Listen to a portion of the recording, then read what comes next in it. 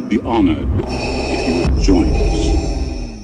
Hello and welcome to Film Stories with Simon Brew. I'm going to be back in the 1990s, a particular passion area of mine, for our next film, which is 1992's adaptation of Patriot Games, directed by Philip Noyce, based on the novel by Tom Clancy, and starring Harrison Ford. In 1990 then, Paramount Pictures scored a sizable success with the first Tom Clancy film adaptation based on his book The Hunt for Red October. This was the one, of course, that starred Sean Connery and his legendary Russian accent. John McTiernan directed that. McTiernan, of course, best known for Die Hard and Predator. Mace Newfield produced the movie and would stay with the Jack Ryan films throughout.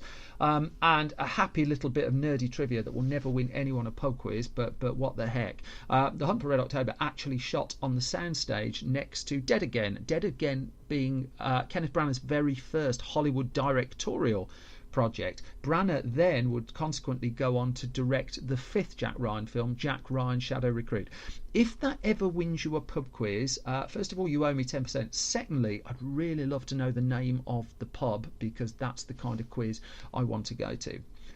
When it came to Patriot Games, lots of pieces of the jigsaw were not fitting too well. Clancy had been frustrated by the changes made to his novel for The Hunt for Red October, and also he had just a little bit more clout now.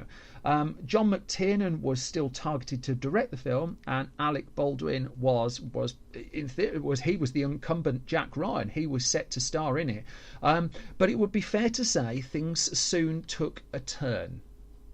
Looking first at McTiernan then, McTiernan had been asked by producer Mace Newfield to direct after the success of The Hunt for Red October. He was the incumbent. He was in the right spot, and Newfield had acquired the rights to both Patriot Games, to Patriot Games, and the subsequent book Clear and Present Danger.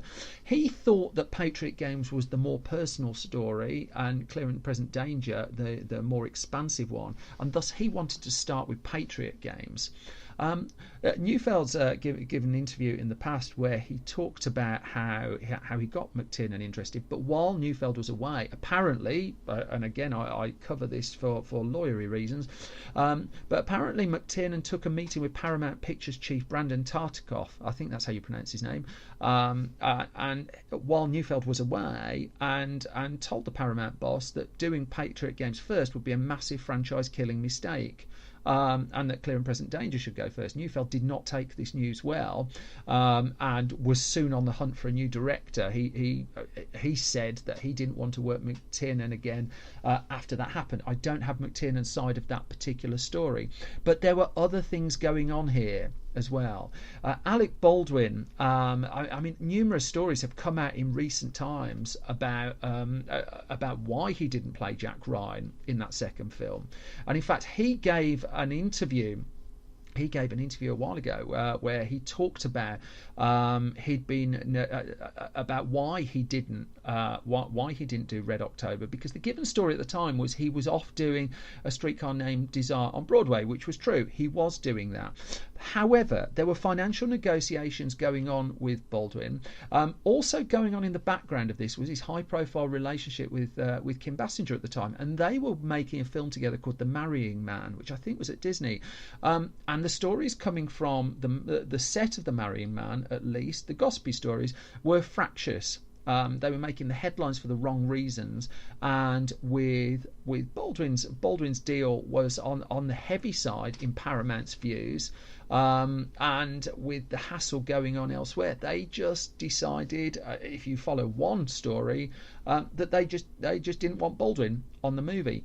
Separately, Harold Becker, who's known for, I mean, he would make the film Malice, which came out, I think it was about a year after Patriot Games in the end.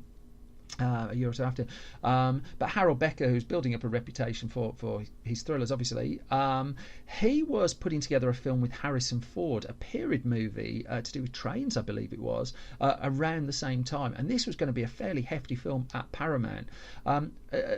Harrison Ford had just done Regarding Henry with the studio for director Mike Nichols, and that had struggled.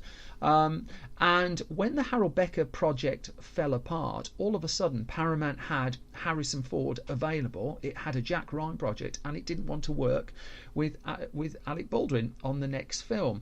Now, Baldwin's take on this, as per the interviews that he's given out, was that Paramount, he said, had been negotiating to do a film with a very famous movie star, and we can guess that that's Harrison Ford, who dropped out days before, and so they owed him money for a greenlit film, and thus they moved his contract onto Patriot Games.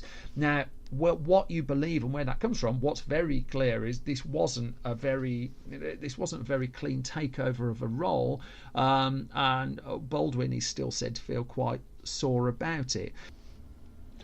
Ironically, in the end, Harrison Ford would be paid $9 million to play Jack Ryan in Patriot Games. And when you consider that the film itself cost just slightly short of $50 million to make in the first place, it would suggest that Alec Baldwin, money was not the only factor there. But again, that's my outside just perspective on it, and you can fill in some of the own blanks yourself. That wraps up this part. Head straight over to the next video to continue the next chapter of this film story.